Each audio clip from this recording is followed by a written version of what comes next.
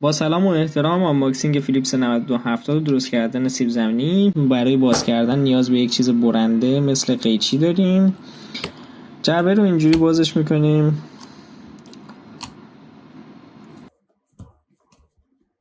دفترچه راهنما رو پرتش میکنیم اونور. محافظ کارتونی رو با آرومی در میاریم از توی جعبه و پرتش میکنیم اونور. خود دستگاه رو در میاریم از توی جعبه.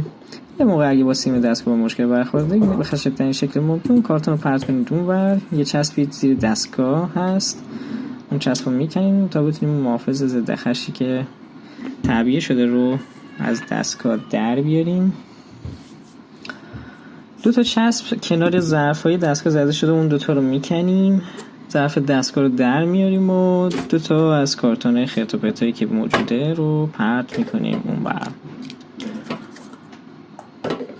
دستگاه رو به برق متصل میکنیم. در اینجا ما به سیب زمینی احتیاج داریم، فریز شده باشه ترجیحاً، و یه فن سامورایی روی پلاستیک سیب زمینی اجرا میکنیم.